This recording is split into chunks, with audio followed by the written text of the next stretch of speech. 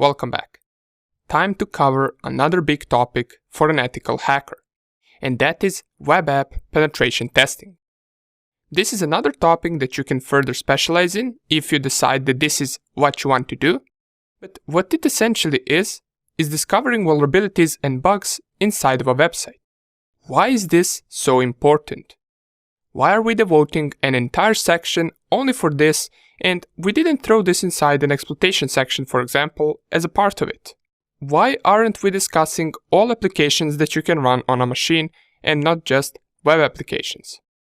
Well, it's pretty simple. Websites are exposed to the internet. That means anyone can visit it and look at it. As good as this is, it also brings danger to the table.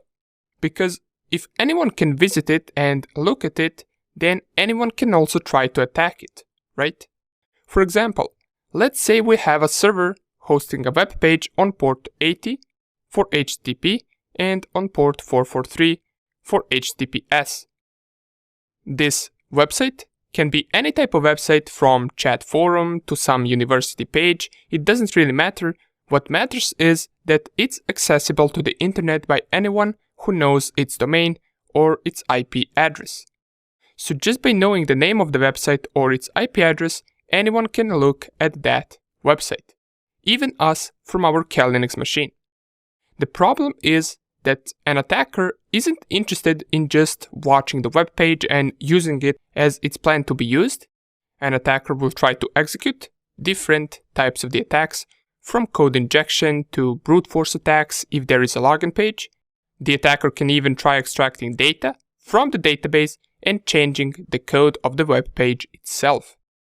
We can try uploading malicious files to the server to see whether that will work too. We can test for different user inputs to see if the input is well filtered or is the website code written poorly and doesn't filter any input whatsoever. You know what the best part is about all of this? A poorly written code that makes website vulnerable to some type of the attack doesn't only present danger to the server hosting that website, but it also presents danger to everyone that visits that website as well. For example, we can try to inject code into a certain web page, and if that is successful, that code will be displayed and ran by anyone that visits that page after the attack. This could be some malicious JavaScript code that could send the victim's private information to our Kali Linux machine where we can read it. We can also try injecting different redirection links into that website, so anyone searching for that page gets redirected to our malicious website where we can steal their information. Imagine we do something like this on a website as big as PayPal. That would be a big problem, right? That's why web penetration testing is so important. And most of the attacks that we will cover are based on poorly written code. We know that websites are mainly made in HTML, CSS, and JavaScript code. All of them can be used to attack websites with code injection. And what code injection is simply writing code somewhere where you shouldn't be writing it. For example, let us say a website has a search bar where you can search different book titles. A regular user would type book titles in that search bar in order to find a book that they want to read.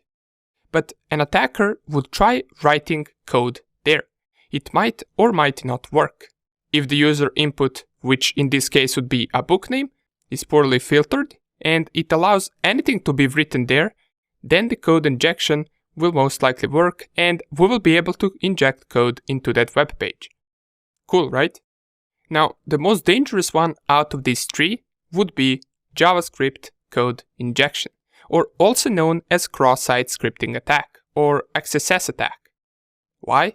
Well, HTML is static and the only thing we could do with an HTML code injection is to change the look of a web page. While with JavaScript, we can execute various functions which give us much more power. Another thing that we can try is to communicate with the database. For example, let's say a website has a login page where you need to input a username and a password. Usually big servers and websites will store those usernames and passwords inside of a database, and every time a visitor of the website tries to log in, the server will then communicate with the database.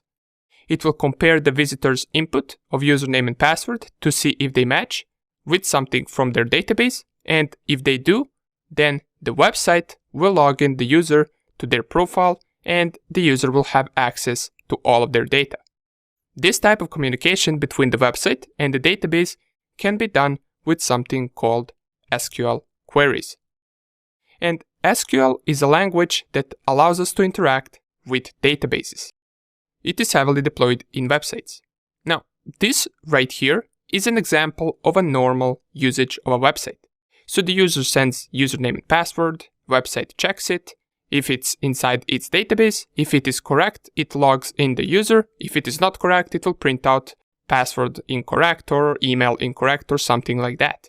But what if we as an attacker try sending an SQL query instead of a username, for example? What then? Well, there are two outcomes. Either the web page is well coded and it filters out user input so that the website doesn't allow SQL query syntax and it will not even process it to the database. Or it is poorly written and it will just forward our SQL query to their database. And this can be critical because we can send a query where we request the entire database back and the database will just send us all of its contents where we will have everyone's usernames and everyone's passwords who have an account on that website. That would be really, really bad. And that is the reason this is one of the most dangerous attacks that you can do on a web page. It is also one of the most common ones as well. Ever read a heading inside of some newspaper that said something like 10 million credit card numbers stolen or some big website got millions of passwords leaked? Well, now you know how they do it. They do it by injecting SQL queries into a non-filtered user input. This attack is also known as an SQL injection. You're starting to understand now why this is as important as exploitation of network vulnerabilities that we did. Now, another type of the attack could be aimed at a server. And this would also be an attack through a user input field. Let's say, for example, we have a website that pings other websites. You input an IP address of a different website and our website will tell you whether that other website is up or offline. So we can type, for example, some random IP, let's say 75.101.23.55, and the next step is website pinging that IP to determine if it's online or offline. How would it do that?